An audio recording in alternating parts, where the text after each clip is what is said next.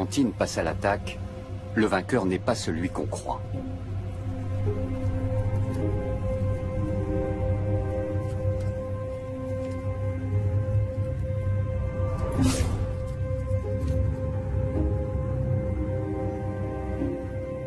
Ce sont elles qui prennent le dessus, car elles sont nombreuses, et se battent avec acharnement.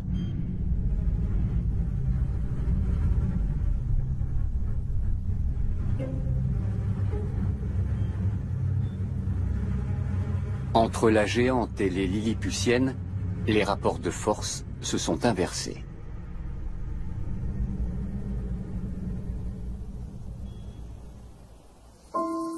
Environ 160 espèces de fourmis indigènes vivent ici, sur la côte méditerranéenne. Très discrètement, chacune d'entre elles joue un rôle important dans le système complexe de la nature. Les fourmis moissonneuses transportent les premières graines et fleurs dans la fourmilière. Elles remplissent les réserves de nourriture de la colonie. Chez les fourmis, le travail de chaque individu est entièrement voué à l'intérêt de sa colonie. Les ouvrières assurent toutes les tâches. Recherche de nourriture, lutte contre les agresseurs, soins aux œufs et aux larves. Les mâles jouent un rôle éphémère, le temps d'engendrer la prochaine génération.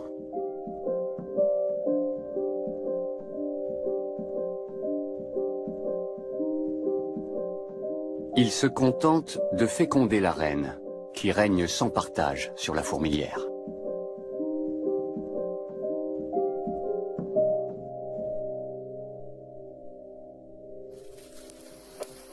Après les rigueurs de l'hiver, les moissonneuses travaillent dur. Il faudra bientôt accueillir la nouvelle génération.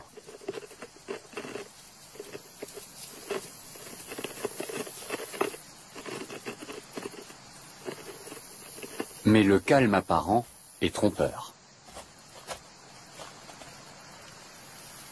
Dans toute l'Europe, des scientifiques ont l'œil rivé sur les fourmis. Ils sont inquiets.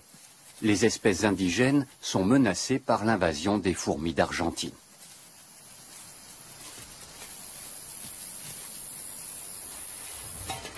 Olivier Blight et Éric Provost sont chercheurs en biologie. Ils se rendent dans la forêt de Céreste, dans les Bouches-du-Rhône, pour y observer sur le terrain les effets de l'invasion.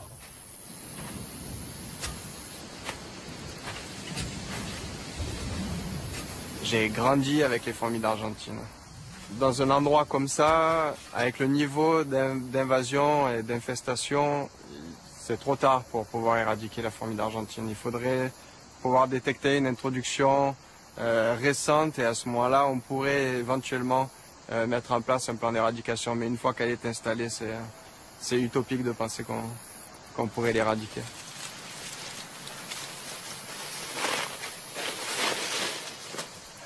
Éric Provost est spécialiste des fourmis locales.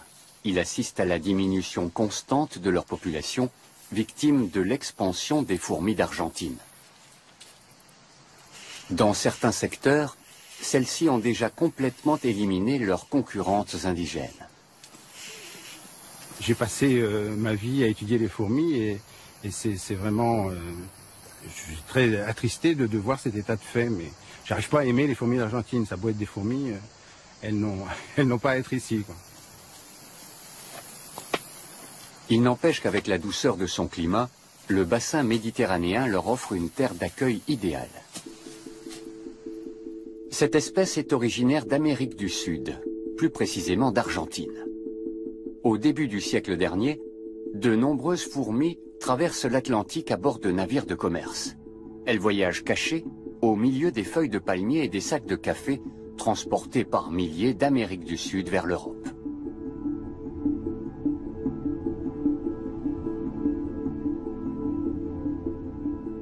Leur première grande colonie s'est formée à Madère, au début du XXe siècle. Puis elles ont gagné le continent européen.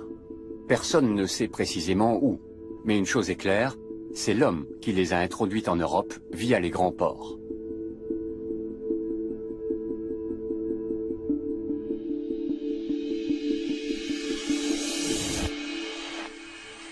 Dans la forêt de Céreste, le nid d'hiver des fourmis d'Argentine est en effervescence. De petits groupes essaiment dans plusieurs directions. Comme tous les ans, ils vont étendre leur territoire et donc bâtir de nouveaux nids, conquérir de nouvelles sources de nourriture et éliminer leurs concurrents.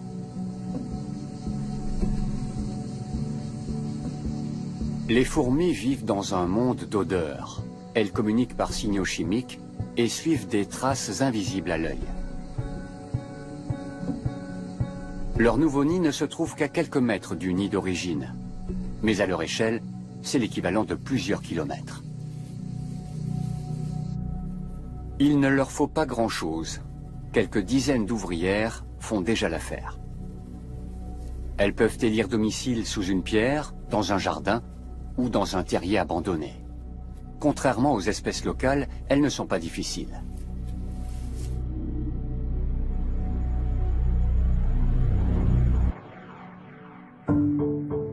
Cette reine ne sera pas la seule à régner sur la fourmilière. Ce qui serait impossible chez des fourmis indigènes est la norme chez les fourmis d'Argentine. Chaque nid a plusieurs reines.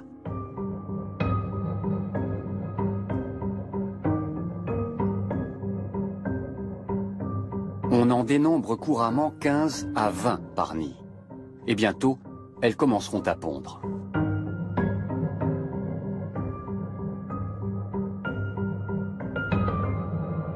Les biologistes doivent comprendre les stratégies des envahisseuses pour trouver un moyen d'enrayer leur progression. Ils cherchent des nids qu'ils pourront étudier en laboratoire. T'as regardé sous les deux pierres là? Non. Ça là? Non. On va regarder. Comprendre comment les fourmis se répartissent sur une surface de la taille d'un terrain de football n'est pas chose facile. Ah ouais, ben là t'en as un là. Qui va avec qui? Quels sont les nouveaux nids? Et à quel stade en sont-ils? Avec du couvain, des reines là. Une reine ici. Il n'est pas très gros, mais ça peut suffire là déjà, non? Olivier Blight est un intrus, il se fait immédiatement attaquer. Pour notre test d'agressivité, elle est là, la reine. Là. La coexistence de nombreuses reines dans chaque nid est l'une des stratégies de l'espèce pour s'imposer.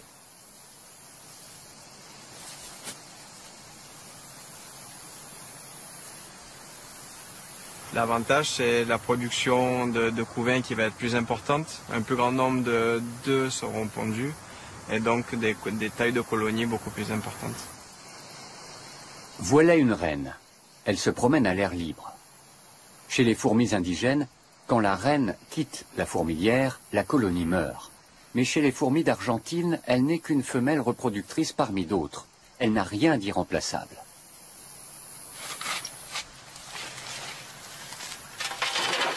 Olivier Blight emporte des échantillons au laboratoire. Il veut tester l'agressivité des nids de fourmis d'Argentine entre eux.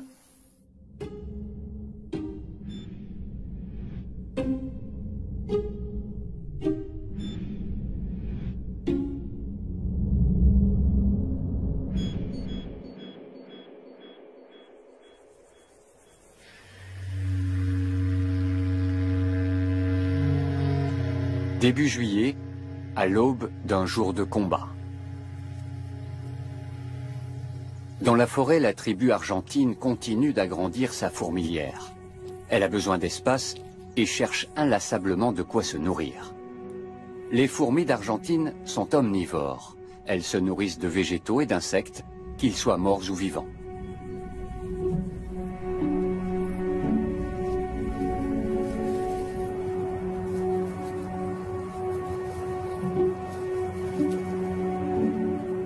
Mais les ressources disponibles dans les parages ne suffisent plus. Pour étendre leur territoire, les fourmis d'Argentine doivent passer à l'attaque. À quelques mètres de là, vivent des fourmis moissonneuses. Tout au fond des galeries, les mâles ont déjà fécondé la reine.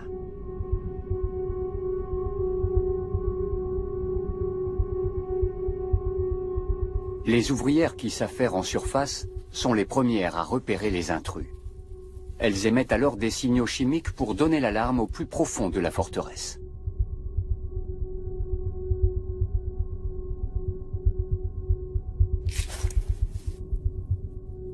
Les premiers soldats remontent pour repousser les assaillantes.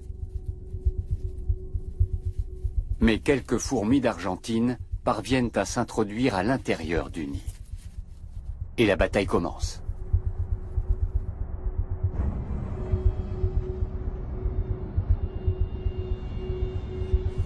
Les unes font le guet, les autres passent à l'attaque. Les minuscules ouvrières s'en prennent aux pattes et aux antennes de leurs victimes. Au début, les fourmis moissonneuses arrivent encore à protéger leur nid. Mais au bout de quelques heures, les assaillantes atteignent les dernières chambres, tout au fond de la fourmilière. C'est alors que la reine s'aventure hors de sa chambre.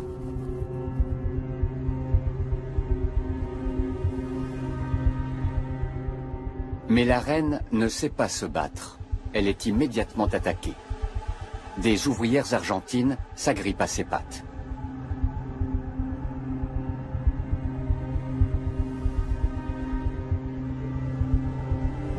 Leurs minuscules mandibules sont puissantes. Avec une force incroyable, elles immobilisent la reine. Celle-ci a beau faire environ 10 fois leur taille, elle n'a aucune chance. Même la fuite serait sans espoir.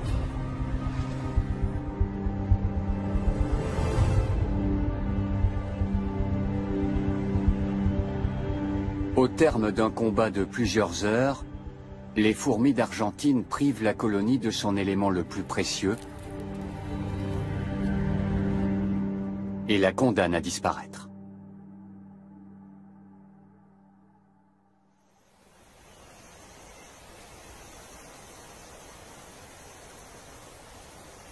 De retour au laboratoire, Olivier Blythe veut étudier scientifiquement les guerres entre fourmis. Habituellement, les fourmis d'une même espèce, mais de nids différents, se combattent, même quand leurs fourmilières ne sont distantes que de quelques mètres.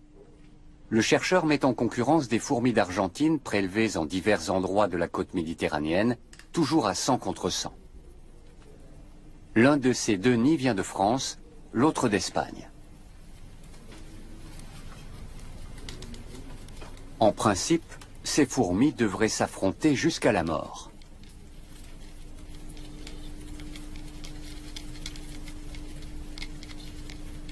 Mais au lieu de se battre, elles partagent leur nourriture. C'est grâce aux informations transmises par leurs antennes, leurs principaux organes sensoriels, qu'elles décident avec qui elles acceptent de partager. Recouvertes de milliers de poils tactiles extrêmement sensibles, leurs antennes leur permettent de percevoir les goûts et les odeurs, et de distinguer leurs amis de leurs ennemis.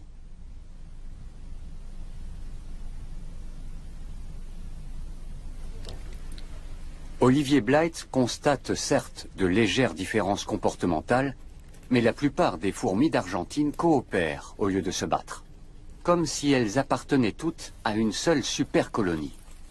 Le chercheur procède à des centaines d'expériences.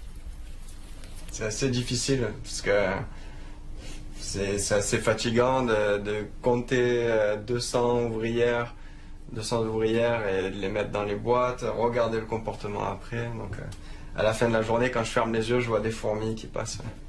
Et on lance les fourmis, Marseille, c'est Rust et les deux Espagnols. Logiquement, elles devraient donc se livrer un combat à mort. Pour comprendre pourquoi ce n'est pas le cas, les chercheurs analysent l'odeur des fourmis.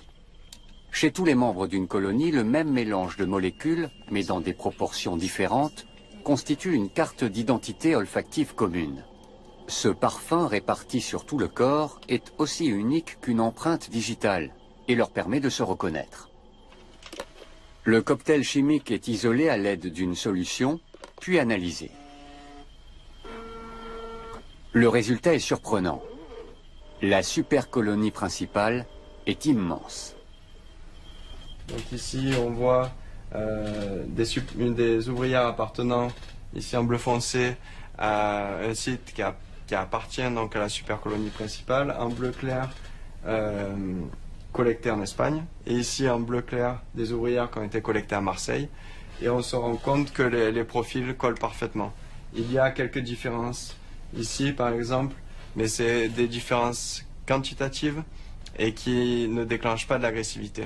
Donc ici, entre ces ouvrières des deux sites, nous n'avons observé aucune agressivité, malgré la distance de plusieurs milliers de kilomètres. C'est effectivement les trois Les fourmis d'Argentine immigrées appartiennent donc visiblement toutes à la même famille. Elles coopèrent bien au-delà des frontières de leur colonie locale.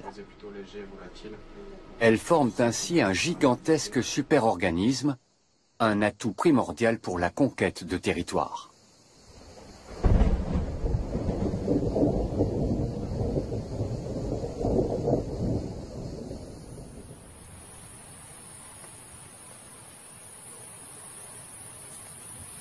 Dans la chaleur estivale, l'eau est une denrée rare et précieuse. Pas une goutte ne se perd.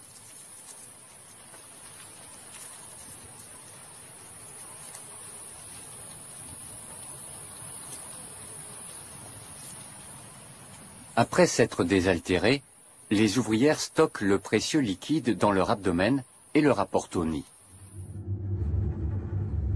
Le nouveau nid des fourmis d'Argentine est encore en contact avec sa fourmilière d'origine. À chaque rencontre, les ouvrières ne mettent qu'une fraction de seconde à se reconnaître comme membres d'une même colonie. Les différents nids vont jusqu'à chercher leur nourriture ensemble. Il y a de nombreuses années, une colonie de fourmis autochtones a établi sa fourmilière à quelques mètres de là. Ces ouvrières sont elles aussi en quête de nourriture. L'une d'elles dépose une trace olfactive pour informer ses congénères qu'elle a trouvé quelque chose.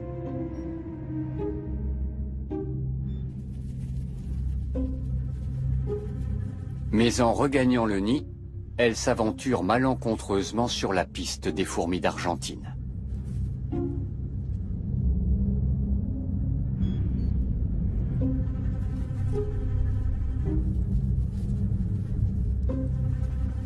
Elle est attaquée sur le champ, mais elle est beaucoup plus grande et plus rapide que ses agresseurs. Elle s'en tire de justesse.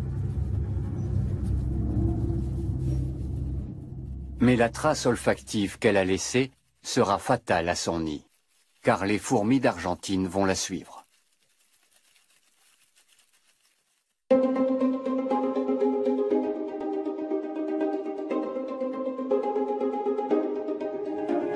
Leur attaque est rapide et précise. Chez toutes les fourmis, les antennes et les pattes sont les membres les plus importants, et donc les premières cibles de l'assaut.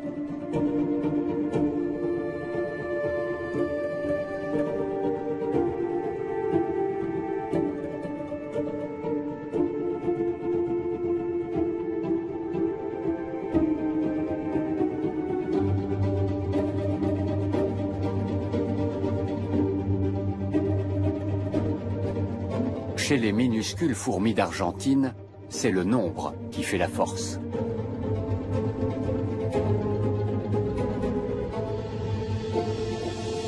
La coopération de plusieurs nids leur permet de passer en quelques minutes d'un petit nombre d'individus à des centaines, puis à des centaines de milliers. Chaque fourmi autochtone est bientôt totalement recouverte de fourmis d'Argentine. C'est la débâcle.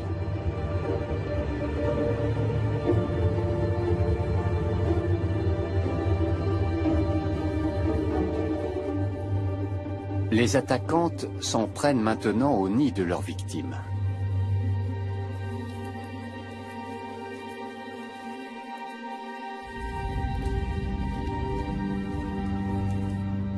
Et elles réussissent à s'emparer de la reine, le bien le plus précieux de la communauté.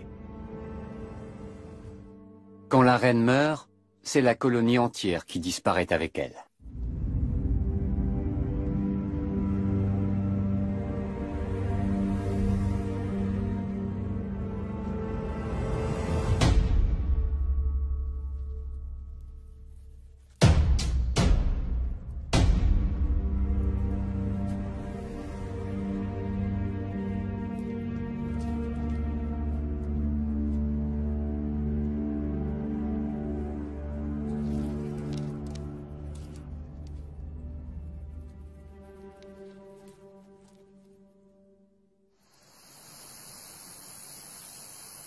Le superorganisme fait régner la terreur bien au-delà de ses restes, et pas seulement parmi les fourmis.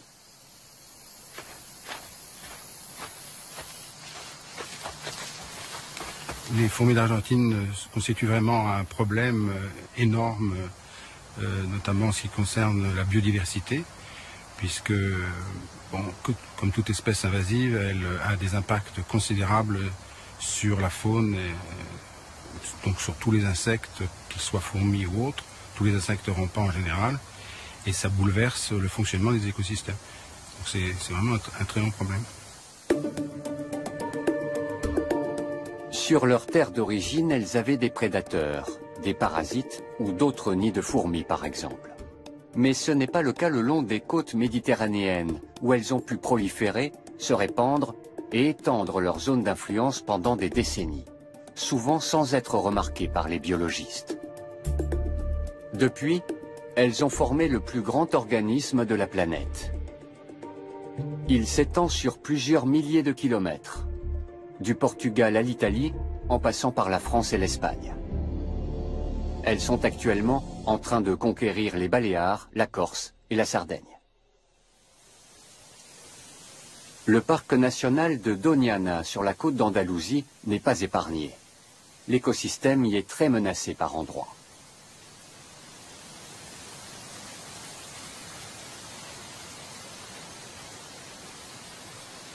Le parc possède quantité de grands chênes-lièges isolés.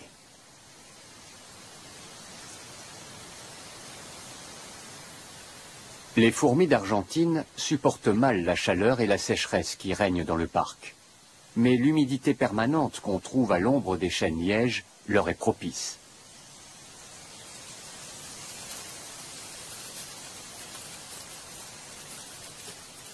Pour les chercheurs, ces chênes sont un terrain d'investigation unique. Ils peuvent y étudier les intruses sur un territoire clairement délimité. Dans ces conditions, le biologiste Chim Cerda compte bien décrypter les stratégies mises en œuvre par les fourmis d'Argentine pour enrayer leur propagation. Il est évident que la fourmi d'Argentine a été introduite à Doñana par l'homme. On ne sait pas exactement à quand cela remonte, mais on en est certain. Parce qu'au début, les maisons étaient les seuls endroits du parc où on en trouvait. Chim Cerda pense que la rapidité des fourmis d'Argentine leur procure un avantage énorme sur leurs concurrentes. Il veut vérifier son hypothèse, expérience à l'appui. Ces minuscules mouches des fruits font le régal des fourmis et illustrent la concurrence que se livrent les fourmis entre elles, ainsi qu'avec les autres espèces qui se nourrissent d'organismes morts trouvés au sol. Qui arrivera le premier et à quelle vitesse?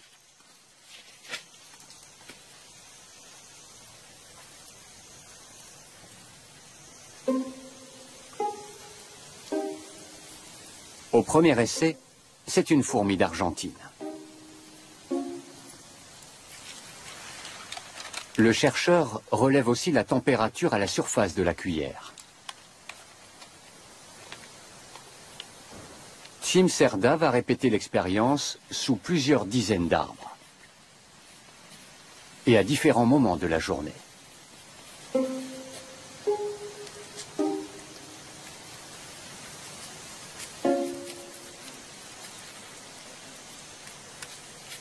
Le constat est invariable et sans équivoque. Le résultat nous a beaucoup surpris. Nous ne nous attendions pas à ce que la fourmi d'Argentine soit d'une telle efficacité. Parmi toutes les espèces présentes à Doñana, c'est la plus rapide pour trouver les cadavres d'insectes. Mais elle a une limite. Elle ne supporte pas les fortes températures. Dans les zones de très forte chaleur, ou aux heures les plus chaudes de la journée, elle est complètement anéantie. C'est le moment ou jamais d'être active pour les fourmis locales. Comme elle est généralement la première arrivée sur les lieux, la fourmi d'Argentine prive les autres espèces de nourriture. Une stratégie de plus pour affaiblir ses concurrentes. Car plus une colonie s'agrandit, plus il lui faut de nourriture. Cette tête d'oiseau mort renferme de précieuses protéines. Elle est immédiatement prise d'assaut.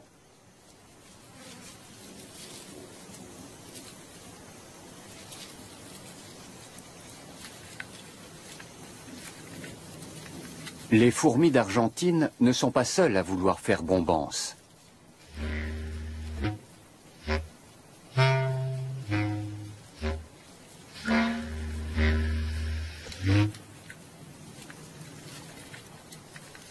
Mais elles ne tolèrent aucune concurrence.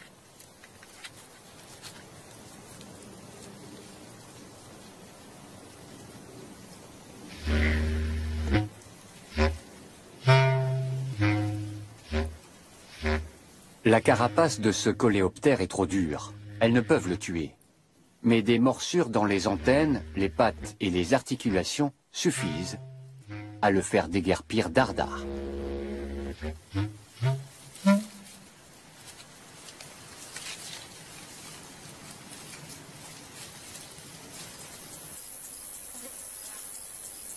L'impact des fourmis d'Argentine sur les écosystèmes locaux fait l'objet de débats parmi les scientifiques. On s'interroge encore sur leur influence sur d'autres espèces, comme les amphibiens, les oiseaux ou les rongeurs. On sait en revanche avec certitude que partout où les fourmis d'Argentine s'installent, les autres fourmis disparaissent. Les envahisseuses sont trop fortes, trop rapides et trop puissantes.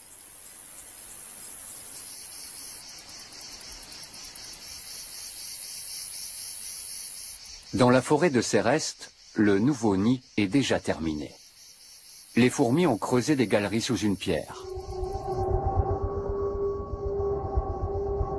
Le nid est petit et construit à l'économie. Il ne possède pas de chambre et descend à moins de 50 cm du sol. La colonie peut donc se déplacer à tout moment. Contrairement aux espèces autochtones, les fourmis d'Argentine sont flexibles et mobiles.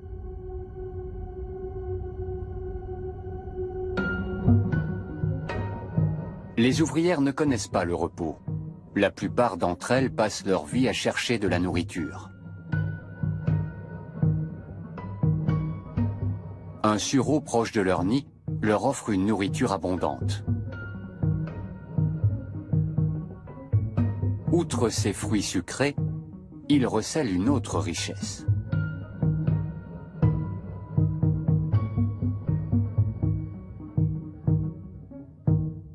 Des pucerons se nourrissent de la sève de l'arbre.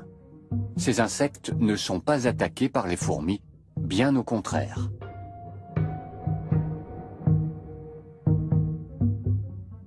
Car ils leur fournissent un mets de choix, un liquide énergétique et sucré, le miela. Les fourmis en raffolent.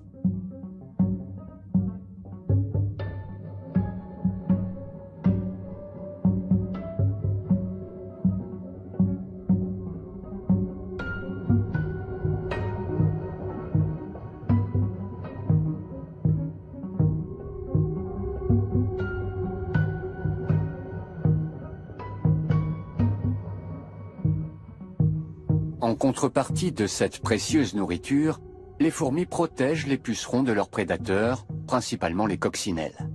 Un échange de bons procédés au détriment de la plante. L'abdomen bien rempli, les ouvrières retournent au nid.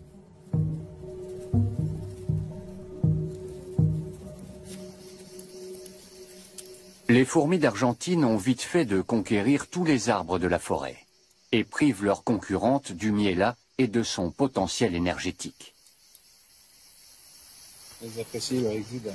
Olivier Blight et Éric Provost veulent savoir à quelle vitesse les fourmis d'Argentine étendent leur territoire. À Céreste, il est déjà trop tard pour l'établir. Pour cela, il leur faut un endroit où l'invasion soit à un stade moins avancé. Une île serait l'idéal. La Corse est très intéressante d'un point de vue écologique car cette île est considérée comme un point chaud de biodiversité. On y retrouve un grand nombre d'espèces endémiques et une très grande richesse de la faune et de la flore. Et notamment au niveau des fourmis, on compte plus de 80 espèces de fourmis.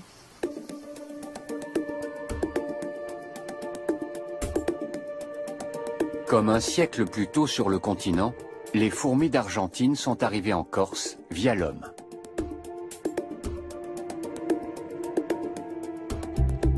Les chercheurs placent désormais leurs espoirs ici, pour en savoir plus sur la progression des fourmis d'Argentine et leur impact sur la faune et la flore.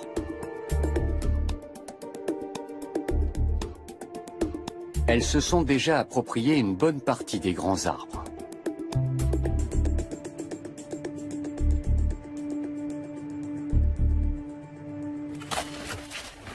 Il s'agit de déterminer la ligne de front de l'invasion. Il y a 2 ans, Olivier Blight avait constaté la présence sporadique de fourmis d'Argentine, mais aussi de nombreuses espèces autochtones. Qu'en est-il aujourd'hui?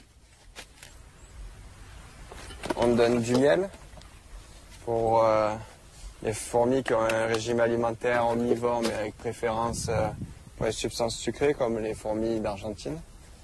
On donne également du thon pour les espèces omnivores, mais avec préférence pour les viandes. Et enfin, on donne du biscuit pour les espèces granivores. Il y a de quoi attirer toutes les espèces présentes sur l'île. Comme prévu, les fourmis d'Argentine arrivent en tête. Elles se ruent sur le miel qui renferme des trésors d'énergie.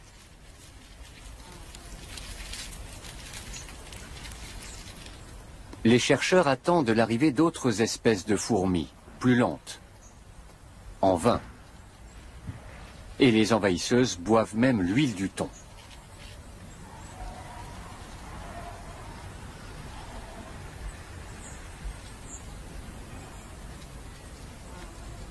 Là, il faut attendre encore plusieurs minutes, jusqu'à 1 heure, pour être sûr qu'on ne trouve pas d'espèces locales. Peine perdue. Pas une seule fourmi locale ne trouve le chemin de la nourriture.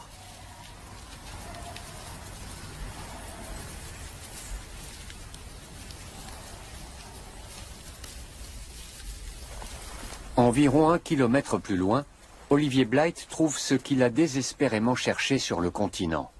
Une zone que les fourmis d'Argentine n'ont pas encore totalement conquise. Ici, on est sur le front d'invasion. Donc, on a trouvé rapidement plusieurs espèces locales, près de 10 espèces en quelques minutes, mais avec la fourmi d'Argentine. Et là, par exemple, sur la butte, on a un très grand nid de fourmis d'Argentine. Et ici, on a un nid de fourmis locales. Les scientifiques constatent que le front d'invasion n'est pas rectiligne. Les fourmis d'Argentine apparaissent soudainement à des endroits où elles ont probablement été amenées par l'homme. Les activités humaines accélèrent considérablement leur propagation.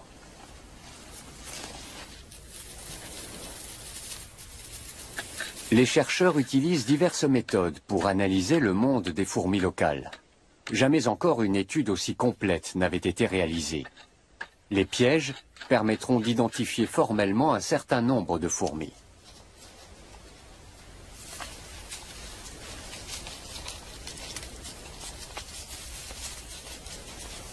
De la localisation des différentes espèces de fourmis à la réaction des fourmis locales face aux envahisseuses, en passant par leur influence sur la biodiversité, les questions sont multiples.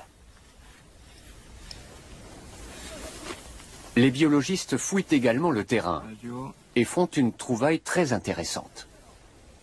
Ah, une tapinoma. Ah oui? Ouais. Ah c'est bon. Tu la prends, hein? Ouais, je la prends. Les fourmis collectées dans le tube témoignent d'un rude combat territorial entre colonies.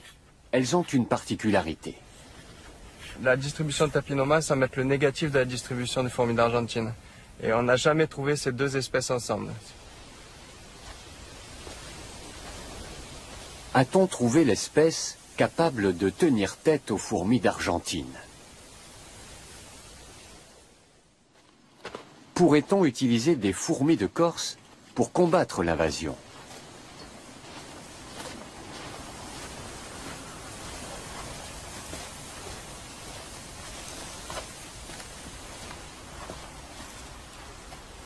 L'inventaire prend plusieurs mois.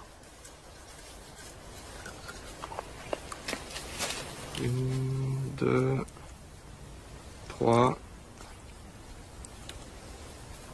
4. C'est vraiment marquant la différence qu'on peut avoir de chaque côté. À droite de l'étang de Biguglia, uniquement des fourmis d'Argentine. Et ici, à gauche, donc uniquement des fourmis locales. Les travaux des chercheurs le montrent, la tapinoma est réellement capable de résister aux fourmis d'Argentine. Mais elle n'est pas assez forte pour les chasser des territoires où elles se sont déjà établies.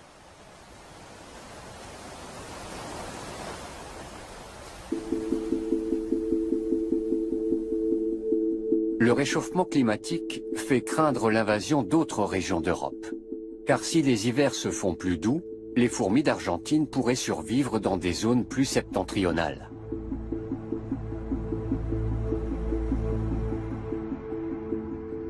À la faculté de biologie de l'université de Munich, on étudie les fourmis depuis des années. Jusqu'à une époque récente, les fourmis d'Argentine n'y faisaient l'objet d'aucune recherche. Mais la donne a changé. Nous devons nous attendre au pire. Rien ne nous garantit que l'Allemagne ne sera pas envahie un jour.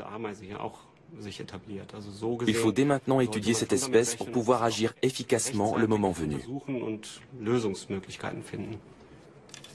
Dans cette optique, les scientifiques analysent le langage des fourmis. Ils relient un nid artificiel à un emplacement où se trouve du miel. Les fourmis ne mettent que quelques minutes à le découvrir et déposent des phéromones au passage, pour marquer d'une trace olfactive le chemin le plus court.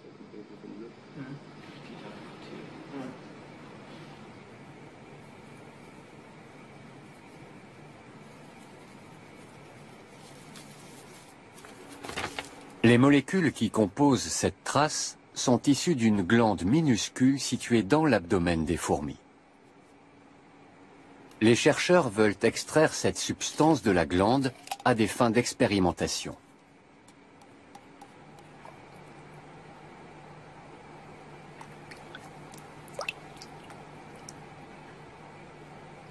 Pour prélever la glande en question, qui ne mesure que quelques centièmes de millimètre, il faut s'armer de calme et de patience.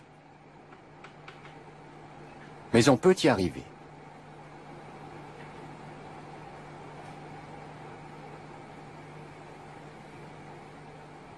Avec la substance contenue dans la glande, les chercheurs tracent un nouveau parcours. Ils le relient au reste du dispositif.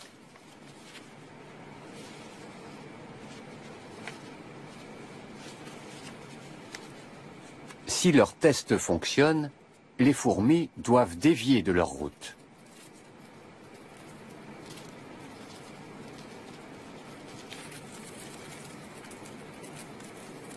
Et c'est bien ce qu'elles font. Elles suivent la piste tracée par les scientifiques.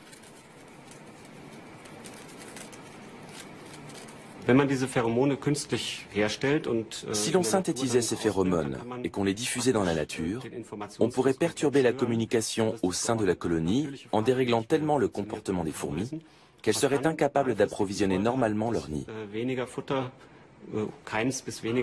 À la longue, les populations arrêteraient d'augmenter et dans l'idéal, elles diminueraient fortement.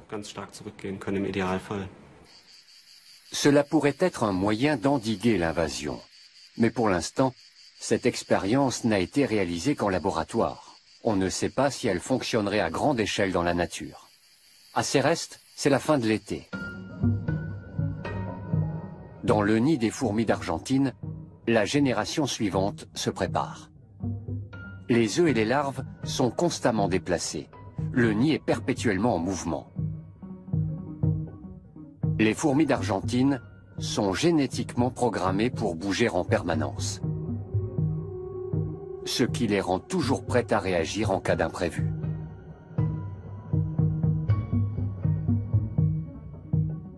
Pour se développer, les œufs et les larves doivent être constamment nourris et débarrassés de leurs parasites. Ils viendront ensuite renforcer l'armée des ouvrières. Bientôt, la colonie éliminera 90% de ses propres reines, car les jeunes reines sont plus fertiles et leur progéniture encore plus nombreuse.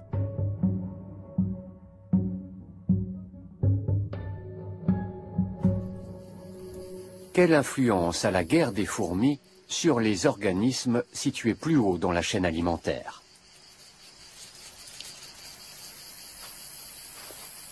C'est la question que se pose une équipe de biologistes, ici dans le parc national de Doñana, en Espagne.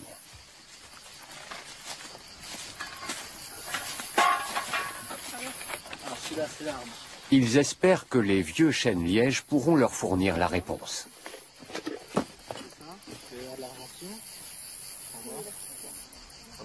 Ce qu'on fait, c'est que on va mettre les pitfalls dans l'arbre, sur les écorces, tu vas les laisser. Nous avons choisi les chênes-lièges parce qu'à Doñana, il n'y a presque que du maquis et que les chênes-lièges y forment des sortes d'îlots, de petits écosystèmes clos. Nous avons donc sélectionné 10 chênes-lièges que les fourmis d'Argentine n'ont pas encore atteints et 10 autres qui sont déjà infestés.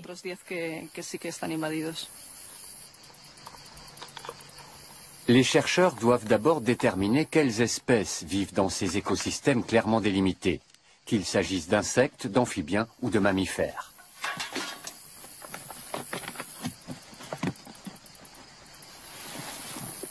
À chaque catégorie, un piège adapté.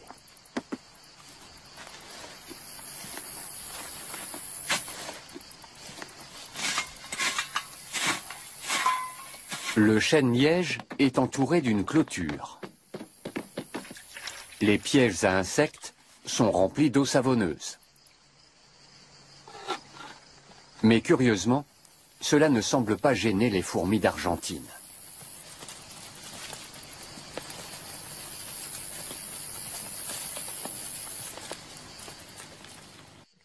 Pendant plusieurs années, les chercheurs ont observé les chênes-lièges et noté scrupuleusement le nom de chaque animal qu'ils y trouvaient. Sur le terrain, il semble que les craintes des biologistes se confirment. La présence des fourmis d'Argentine aurait des répercussions sur le reste de la faune. Car les fourmis d'Argentine éliminent les fourmis autochtones. Mais surtout, elles constituent une masse totale bien plus importante. Et comme elles sont très agressives, cela pourrait faire fuir les animaux de plus grande taille.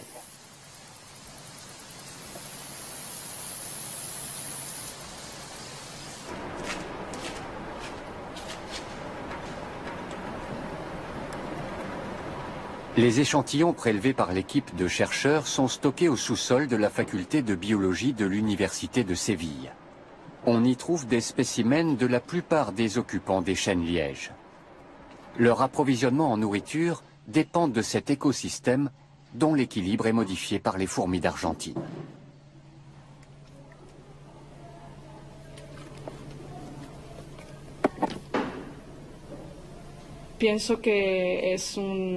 Elle constitue une menace importante pour les autres communautés de fourmis qui vivent autour des chênes-lièges.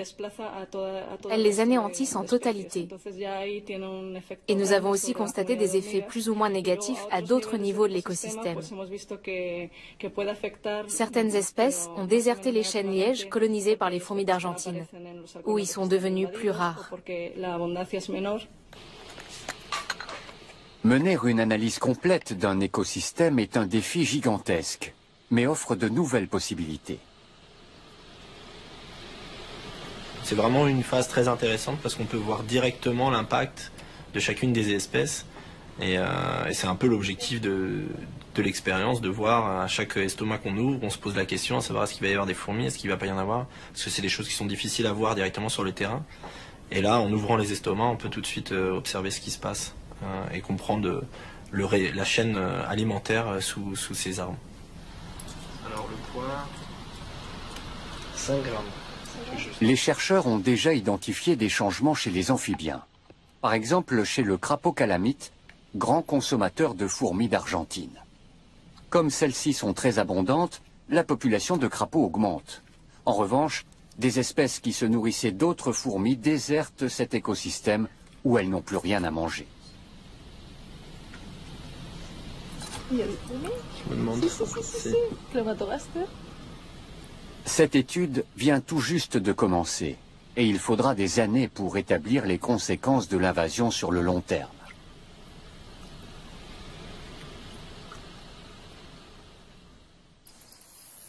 C'est l'automne dans la forêt de Céreste.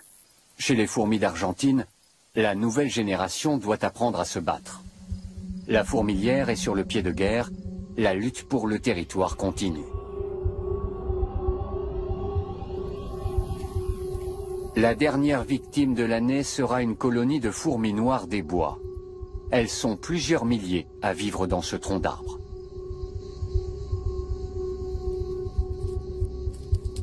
Les fourmis noires sentent le danger, même si l'avant-garde ennemie est encore très discrète.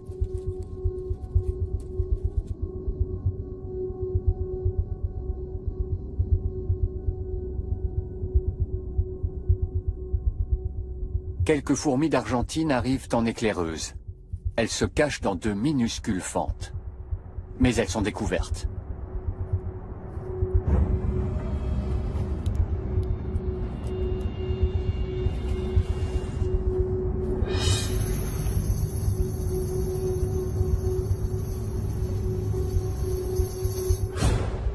Les fourmis des bois sont des combattantes redoutables.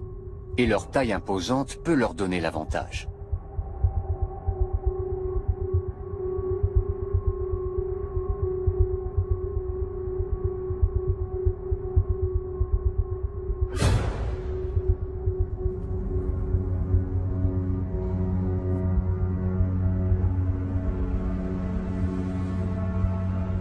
De leurs énormes mandibules, elles broient les minuscules assaillantes. Les fourmis noires ont repoussé la première vague ennemie. Mais il faut mettre les œufs en lieu sûr, car la vague suivante est en marche.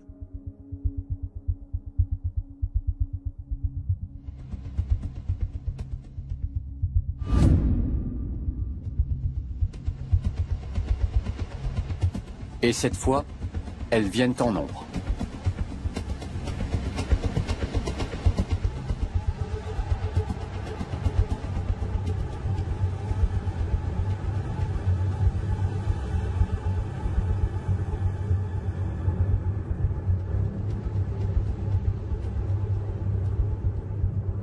Elles plantent dans le bois leurs minuscules griffes, qui ne font que quelques dixièmes de millimètre.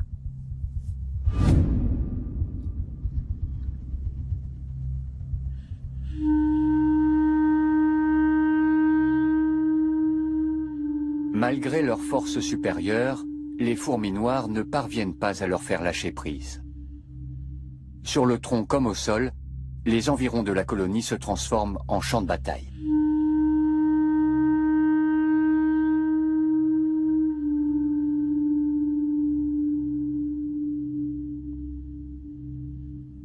Les assaillantes s'agrippent aux membres et aux antennes de leurs victimes, qu'elles déchiquettent méthodiquement.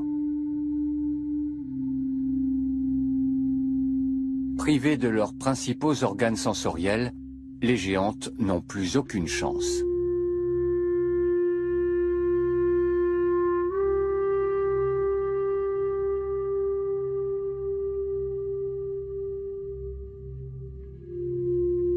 De la planète. Il s'étend sur plusieurs milliers de kilomètres, du Portugal à l'Italie, en passant par la France et l'Espagne. Elles sont actuellement en train de conquérir les Baléares, la Corse et la Sardaigne. Le parc national de Doñana, sur la côte d'Andalousie, n'est pas épargné. L'écosystème y est très menacé par endroits.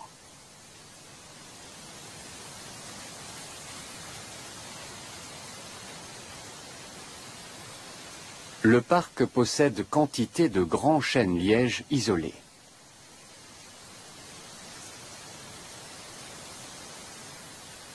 Les fourmis d'Argentine supportent mal la chaleur et la sécheresse qui règnent dans le parc. Mais l'humidité permanente qu'on trouve à l'ombre des chênes-lièges leur est propice.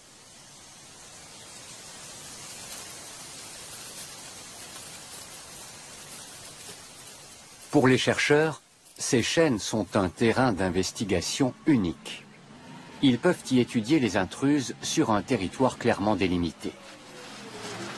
Dans ces conditions, le biologiste Chim Cerda compte bien décrypter les stratégies mises en œuvre par les fourmis d'Argentine pour enrayer leur propagation. Il est évident que la fourmi d'Argentine a été introduite à Doñana par l'homme. On ne sait pas exactement à quand cela remonte, mais on en est certain, parce qu'au début, les maisons étaient les seuls endroits du parc où on en trouvait. Cimcerda pense que la rapidité des fourmis d'Argentine leur procure un avantage énorme sur leurs concurrentes. Il veut vérifier son hypothèse, expérience à l'appui. Ces minuscules mouches des fruits font le régal des fourmis et illustrent la concurrence que se livrent les fourmis entre elles, ainsi qu'avec les autres espèces qui se nourrissent d'organismes morts trouvés au sol. Qui arrivera le premier et à quelle vitesse?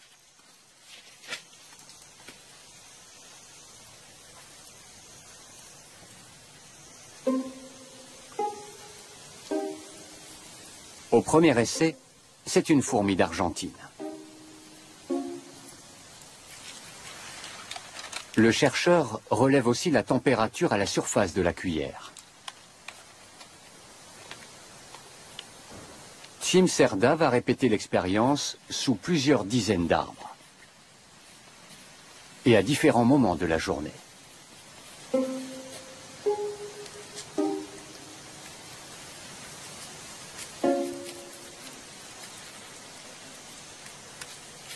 Le constat est invariable et sans équivoque. Le résultat nous a beaucoup surpris. Nous ne nous attendions pas à ce que la fourmi d'Argentine soit d'une telle efficacité. Parmi toutes les espèces présentes à Doñana, c'est la plus rapide pour trouver les cadavres d'insectes. Mais elle a une limite. Elle ne supporte pas les fortes températures. Dans les zones de très forte chaleur, ou aux heures les plus chaudes de la journée, elle est complètement anéantie. C'est le moment ou jamais d'être active pour les fourmis locales. Comme elle est généralement la première arrivée sur les lieux, la fourmi d'Argentine prive les autres espèces de nourriture. Une stratégie de plus pour affaiblir ses concurrentes. Car plus une colonie s'agrandit, plus il lui faut de nourriture. Cette tête d'oiseau mort renferme de précieuses protéines. Elle est immédiatement prise d'assaut.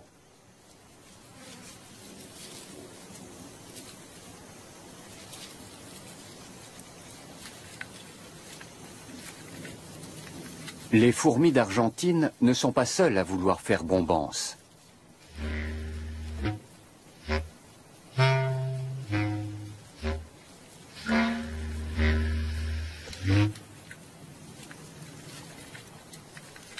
Mais elles ne tolèrent aucune concurrence.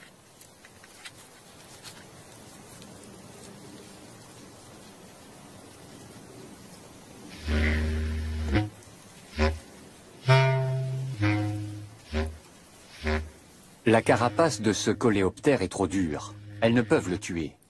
Mais des morsures dans les antennes, les pattes et les articulations suffisent à le faire déguerpir dardard.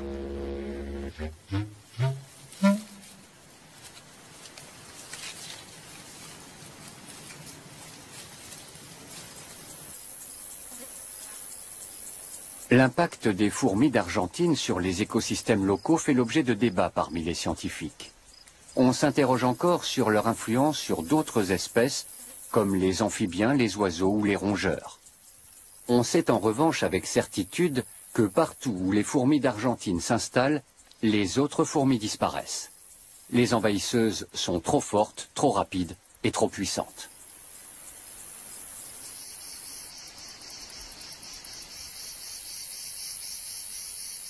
Dans la forêt de Céreste, le nouveau nid est déjà terminé. Les fourmis ont creusé des galeries sous une pierre. Le nid est petit et construit à l'économie. Il ne possède pas de chambre et descend à moins de 50 cm du sol. La colonie peut donc se déplacer à tout moment. Contrairement aux espèces autochtones, les fourmis d'Argentine sont flexibles et mobiles.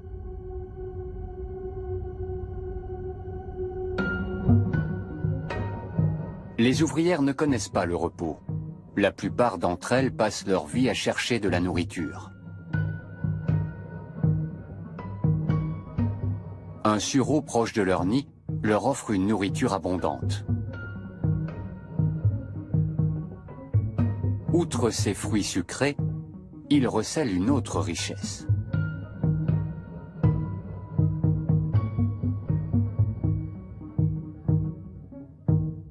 Des pucerons se nourrissent de la sève de l'arbre. Ces insectes ne sont pas attaqués par les fourmis, bien au contraire.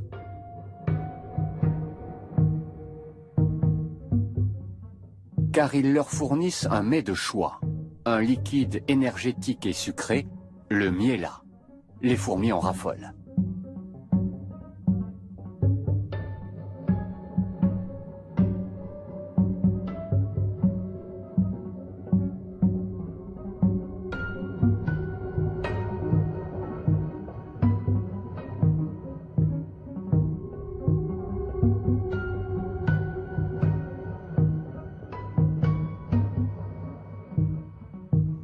En contrepartie de cette précieuse nourriture, les fourmis protègent les pucerons de leurs prédateurs, principalement les coccinelles. Un échange de bons procédés au détriment de la plante. L'abdomen bien rempli, les ouvrières retournent au nid.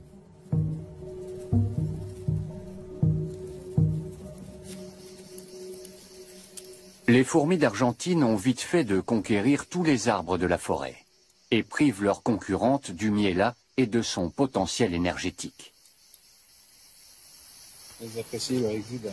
Olivier Blight et Eric Provost veulent savoir à quelle vitesse les fourmis d'Argentine étendent leur territoire. À Céreste, il est déjà trop tard pour l'établir. Pour cela, il leur faut un endroit où l'invasion soit à un stade moins avancé. Une île serait l'idéal. La Corse est très intéressante d'un point de vue écologique car cette île est considérée comme un point chaud de biodiversité. On y retrouve un grand nombre d'espèces endémiques et une très grande richesse de la faune et de la flore. Et notamment au niveau des fourmis, on compte plus de 80 espèces de fourmis.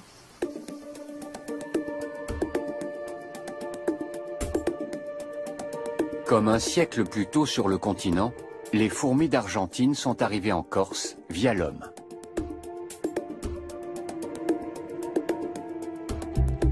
Les chercheurs placent désormais leurs espoirs ici, pour en savoir plus sur la progression des fourmis d'Argentine et leur impact sur la faune et la flore.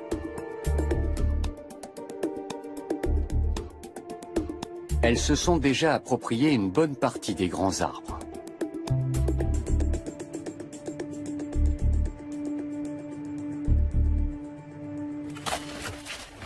Il s'agit de déterminer la ligne de front de l'invasion. Il y a 2 ans, Olivier Blight avait constaté la présence sporadique de fourmis d'Argentine, mais aussi de nombreuses espèces autochtones. Qu'en est-il aujourd'hui? On donne du miel pour les fourmis qui ont un régime alimentaire omnivore, mais avec préférence pour les substances sucrées, comme les fourmis d'Argentine. On donne également du thon pour les espèces omnivores, mais avec préférence pour les viandes. Et enfin, on donne du biscuit pour les espèces granivores. Il y a de quoi attirer toutes les espèces présentes sur l'île. Comme prévu, les fourmis d'Argentine arrivent en tête. Elles se ruent sur le miel qui renferme des trésors d'énergie.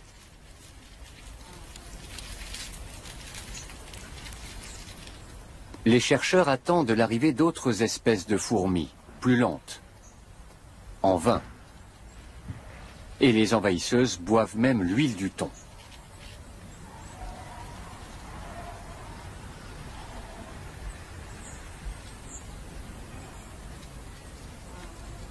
Là, il faut attendre encore plusieurs minutes, jusqu'à 1 heure, pour être sûr qu'on ne trouve pas d'espèces locales.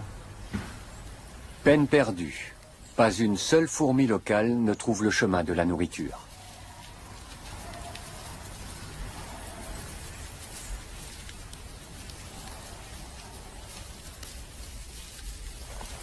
Environ 1 kilomètre plus loin, Olivier Blight trouve ce qu'il a désespérément cherché sur le continent. Une zone que les fourmis d'Argentine n'ont pas encore totalement conquise. Ici, on est sur le front d'invasion. Donc on a trouvé rapidement plusieurs espèces locales, près de 10 espèces en quelques minutes, mais avec la fourmi d'Argentine. Et là, par exemple, sur la butte, on a un très grand nid de fourmis d'Argentine. Et ici, on a un nid de fourmis locales. Les scientifiques constatent que le front d'invasion n'est pas rectiligne. Les fourmis d'Argentine apparaissent soudainement à des endroits où elles ont probablement été amenées par l'homme. Les activités humaines accélèrent considérablement leur propagation.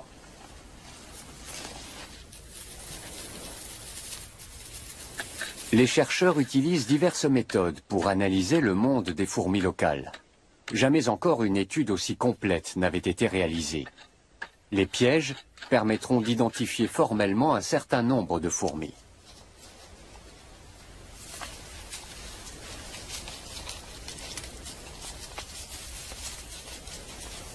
De la localisation des différentes espèces de fourmis à la réaction des fourmis locales face aux envahisseuses, en passant par leur influence sur la biodiversité, les questions sont multiples. Les biologistes fouillent également le terrain et font une trouvaille très intéressante. Ah, une tapinoma. Ah oui? Ouais. Ah c'est bon. Tu la prends, hein? Ouais, je la prends. Les fourmis collectées dans le tube témoignent d'un rude combat territorial entre colonies. Elles ont une particularité. La distribution de tapinoma, ça met le négatif de la distribution des fourmis d'Argentine. Et on n'a jamais trouvé ces deux espèces ensemble. A-t-on trouvé l'espèce capable de tenir tête aux fourmis d'Argentine? Pourrait-on utiliser des fourmis de Corse pour combattre l'invasion?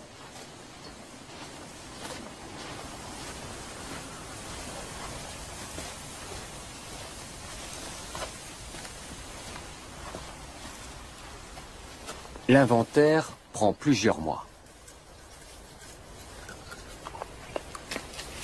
1, 2, 3, 4. C'est vraiment marquant la différence qu'on peut avoir de chaque côté. À droite de l'étang de Biguglia, uniquement des fourmis d'Argentine. Et ici, à gauche, donc uniquement des fourmis locales. Les travaux des chercheurs le montrent, la tapinoma est réellement capable de résister aux fourmis d'Argentine. Mais elle n'est pas assez forte pour les chasser des territoires où elles se sont déjà établies.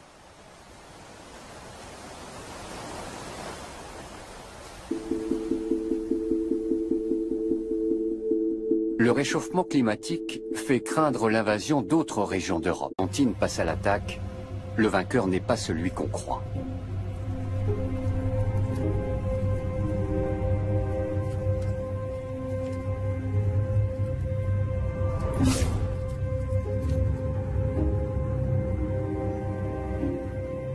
Ce sont elles qui prennent le dessus, car elles sont nombreuses, et se battent avec acharnement.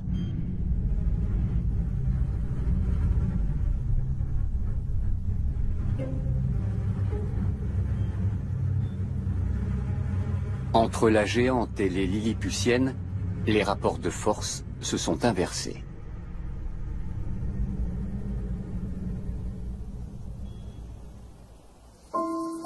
Environ 160 espèces de fourmis indigènes vivent ici, sur la côte méditerranéenne. Très discrètement, chacune d'entre elles joue un rôle important dans le système complexe de la nature. Les fourmis moissonneuses transportent les premières graines et fleurs dans la fourmilière. Elles remplissent les réserves de nourriture de la colonie. Chez les fourmis, le travail de chaque individu est entièrement voué à l'intérêt de sa colonie. Les ouvrières assurent toutes les tâches. Recherche de nourriture, lutte contre les agresseurs, soins aux œufs et aux larves. Les mâles jouent un rôle éphémère, le temps d'engendrer la prochaine génération.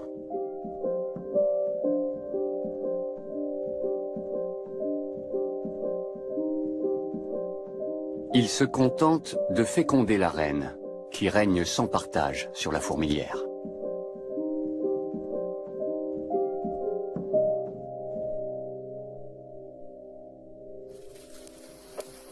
Après les rigueurs de l'hiver, les moissonneuses travaillent dur. Il faudra bientôt accueillir la nouvelle génération.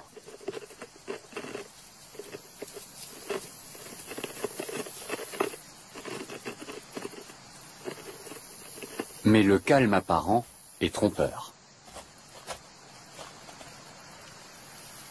Dans toute l'Europe, des scientifiques ont l'œil rivé sur les fourmis. Ils sont inquiets. les espèces indigènes sont menacées par l'invasion des fourmis d'Argentine.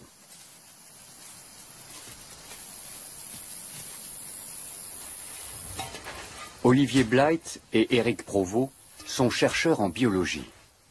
Ils se rendent dans la forêt de Céreste, dans les Bouches-du-Rhône, pour y observer sur le terrain les effets de l'invasion.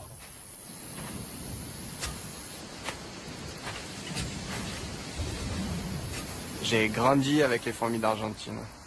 Dans un endroit comme ça, avec le niveau d'invasion et d'infestation, c'est trop tard pour pouvoir éradiquer la fourmi d'Argentine. Il faudrait pouvoir détecter une introduction récente et à ce moment-là, on pourrait éventuellement mettre en place un plan d'éradication. Mais une fois qu'elle est installée, c'est utopique de penser qu'on pourrait l'éradiquer.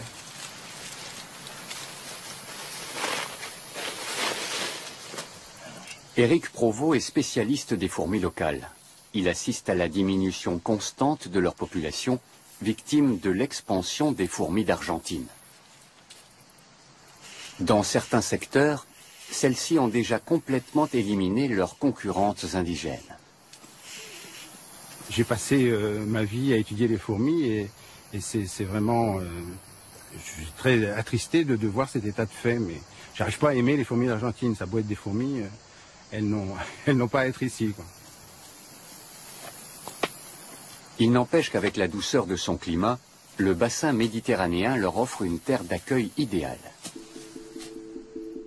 Cette espèce est originaire d'Amérique du Sud, plus précisément d'Argentine.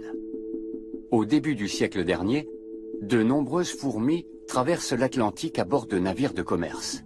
Elles voyagent cachées au milieu des feuilles de palmier et des sacs de café transportés par milliers d'Amérique du Sud vers l'Europe.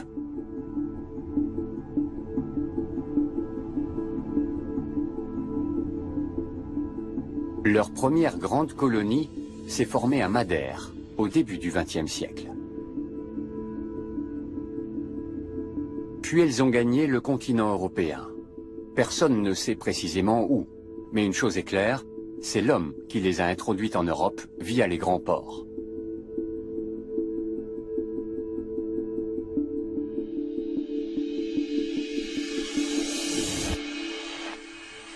Dans la forêt de Céreste, le nid d'hiver des fourmis d'Argentine est en effervescence.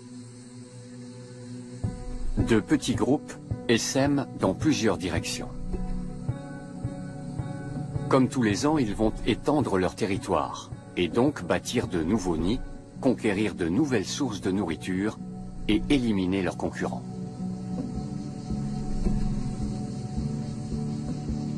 Les fourmis vivent dans un monde d'odeurs. Elles communiquent par signaux chimiques et suivent des traces invisibles à l'œil. Leur nouveau nid ne se trouve qu'à quelques mètres du nid d'origine. Mais à leur échelle, c'est l'équivalent de plusieurs kilomètres. Il ne leur faut pas grand-chose. Quelques dizaines d'ouvrières font déjà l'affaire. Elles peuvent élire domicile sous une pierre, dans un jardin ou dans un terrier abandonné. Contrairement aux espèces locales, elles ne sont pas difficiles.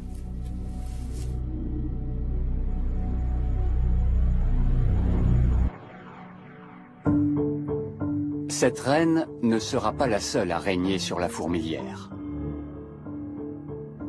Ce qui serait impossible chez des fourmis indigènes est la norme chez les fourmis d'Argentine. Chaque nid a plusieurs reines.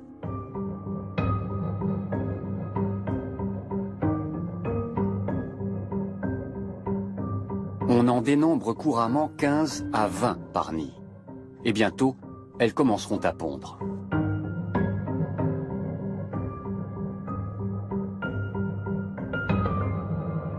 Les biologistes doivent comprendre les stratégies des envahisseuses pour trouver un moyen d'enrayer leur progression.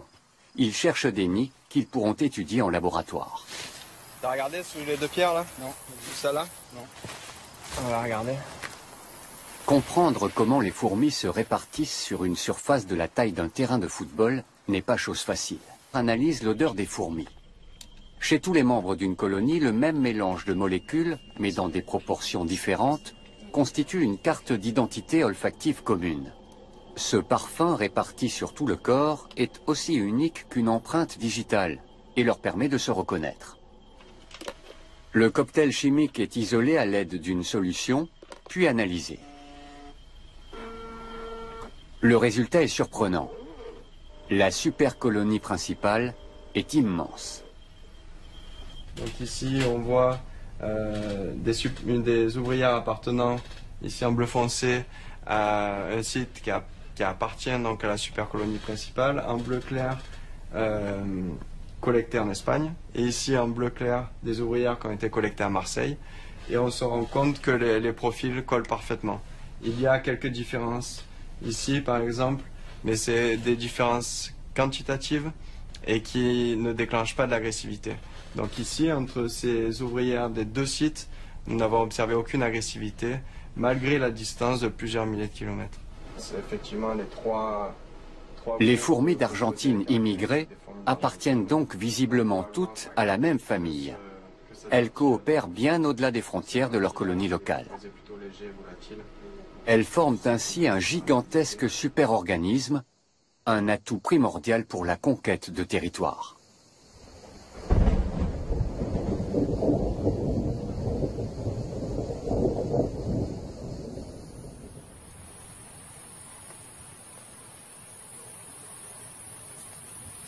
Dans la chaleur estivale, l'eau est une denrée rare et précieuse. Pas une goutte ne se perd.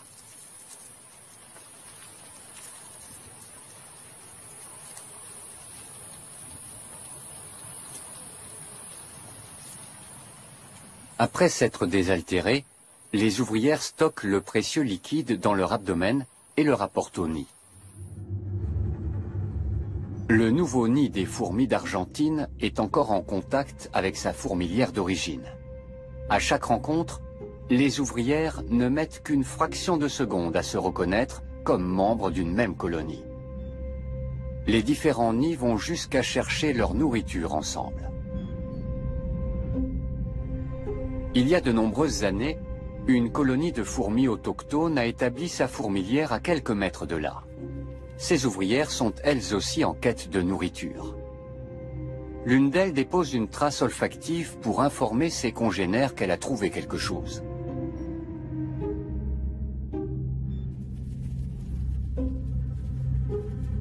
Mais en regagnant le nid, elle s'aventure malencontreusement sur la piste des fourmis d'Argentine.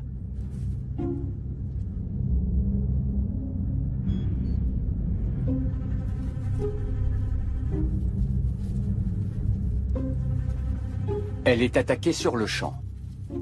Mais elle est beaucoup plus grande et plus rapide que ses agresseurs. Elle s'en tire de justesse. Mais la trace olfactive qu'elle a laissée sera fatale à son nid, car les fourmis d'Argentine vont la suivre.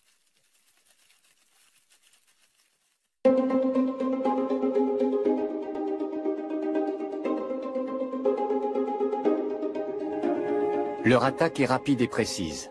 Chez toutes les fourmis, les antennes et les pattes sont les membres les plus importants, et donc les premières cibles de l'assaut.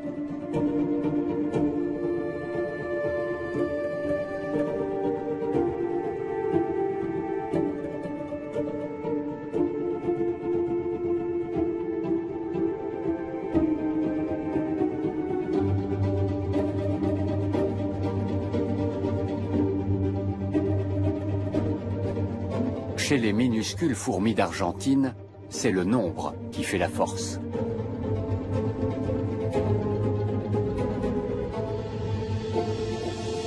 La coopération de plusieurs nids leur permet de passer en quelques minutes d'un petit nombre d'individus à des centaines, puis à des centaines de milliers. Chaque fourmi autochtone est bientôt totalement recouverte de fourmis d'Argentine. C'est la débâcle.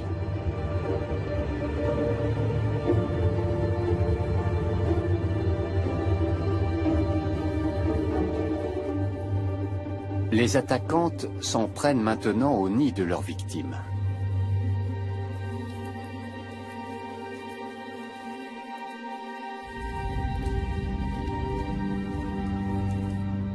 et elles réussissent à s'emparer de la reine, le bien le plus précieux de la communauté. Quand la reine meurt, c'est la colonie entière qui disparaît avec elle.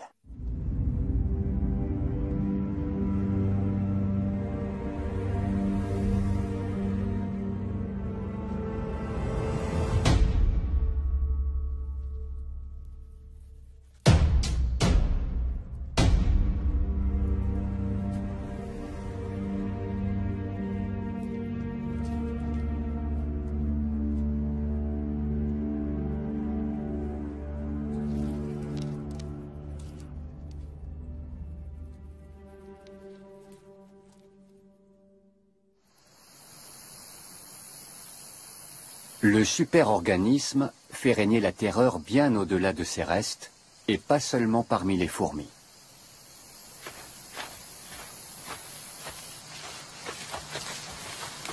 Les fourmis d'Argentine constituent vraiment un problème énorme, notamment en ce qui concerne la biodiversité, puisque, bon, comme toute espèce invasive, elle a des impacts considérables sur la faune, donc sur tous les insectes, qu'ils soient fourmis ou autres, tous les insectes rampants en général, et ça bouleverse le fonctionnement des écosystèmes. Donc c'est vraiment un très grand problème. Sur leur terre d'origine, elles avaient des prédateurs, des parasites ou d'autres nids de fourmis par exemple. Mais ce n'est pas le cas le long des côtes méditerranéennes, où elles ont pu proliférer, se répandre et étendre leur zone d'influence pendant des décennies, souvent sans être remarquées par les biologistes. Depuis, elles ont formé le plus grand organisme. Qui va avec qui? Quels sont les nouveaux nids? Et à quel stade en sont-ils? Avec du couvain, des rennes là. Une reine ici. Il n'est pas très gros, mais ça peut suffire là déjà, non? Olivier Blight est un intrus, il se fait immédiatement attaquer. Pour notre test d'agressivité, elle est là, la reine. Là. La coexistence de nombreuses reines dans chaque nid est l'une des stratégies de l'espèce pour s'imposer.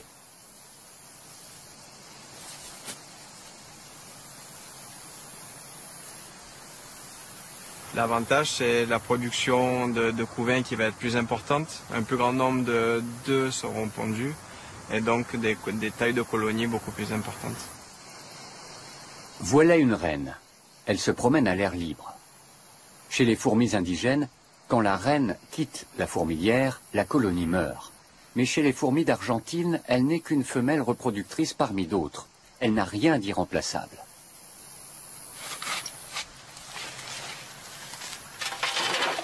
Olivier Blight emporte des échantillons au laboratoire. Il veut tester l'agressivité des nids de fourmis d'Argentine entre eux.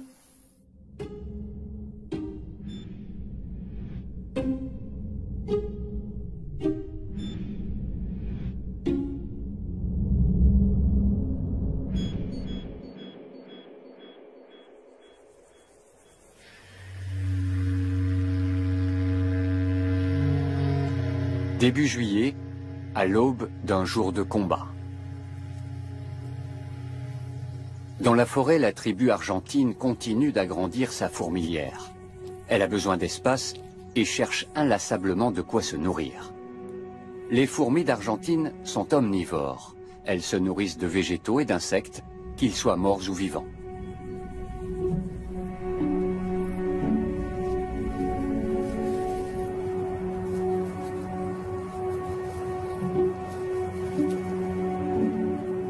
Mais les ressources disponibles dans les parages ne suffisent plus. Pour étendre leur territoire, les fourmis d'Argentine doivent passer à l'attaque. À quelques mètres de là, vivent des fourmis moissonneuses. Tout au fond des galeries, les mâles ont déjà fécondé la reine.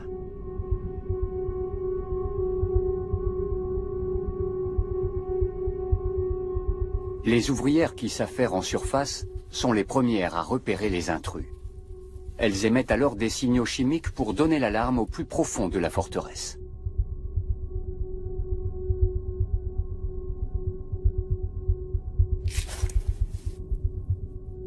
Les premiers soldats remontent pour repousser les assaillantes. Mais quelques fourmis d'Argentine parviennent à s'introduire à l'intérieur du nid. Et la bataille commence.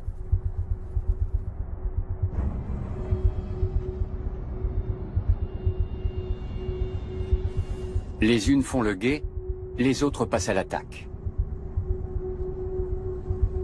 Les minuscules ouvrières s'en prennent aux pattes et aux antennes de leurs victimes. Au début, les fourmis moissonneuses arrivent encore à protéger leur nid. Mais au bout de quelques heures, les assaillantes atteignent les dernières chambres, tout au fond de la fourmilière. C'est alors que la reine s'aventure hors de sa chambre.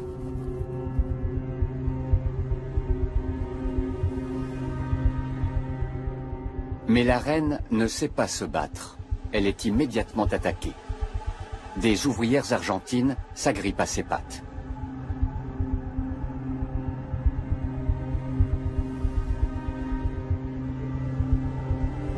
Leurs minuscules mandibules sont puissantes. Avec une force incroyable, elles immobilisent la reine. Celle-ci a beau faire environ 10 fois leur taille, elle n'a aucune chance. Même la fuite serait sans espoir.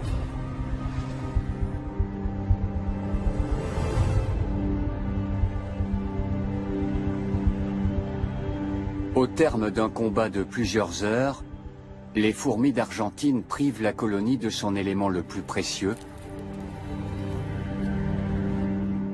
et la condamnent à disparaître.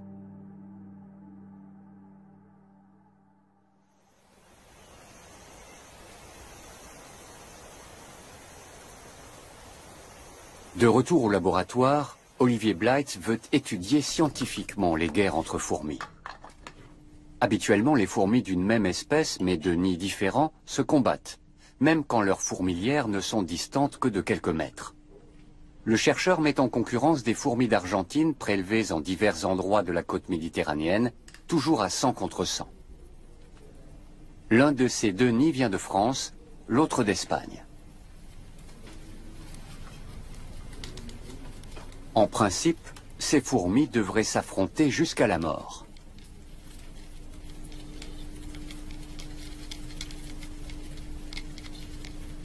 Mais au lieu de se battre, elles partagent leur nourriture. C'est grâce aux informations transmises par leurs antennes, leurs principaux organes sensoriels, qu'elles décident avec qui elles acceptent de partager. Recouvertes de milliers de poils tactiles extrêmement sensibles, leurs antennes leur permettent de percevoir les goûts et les odeurs, et de distinguer leurs amis de leurs ennemis.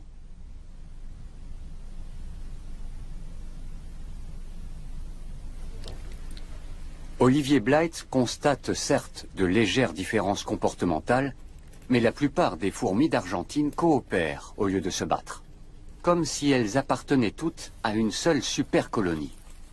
Le chercheur procède à des centaines d'expériences. C'est assez difficile, parce que c'est assez fatigant de compter 200 ouvrières et de les mettre dans les boîtes, regarder le comportement après. Donc, à la fin de la journée, quand je ferme les yeux, je vois des fourmis qui passent. Et là, c'est les fourmis, Marseille, c'est Rust et les deux Espagnols.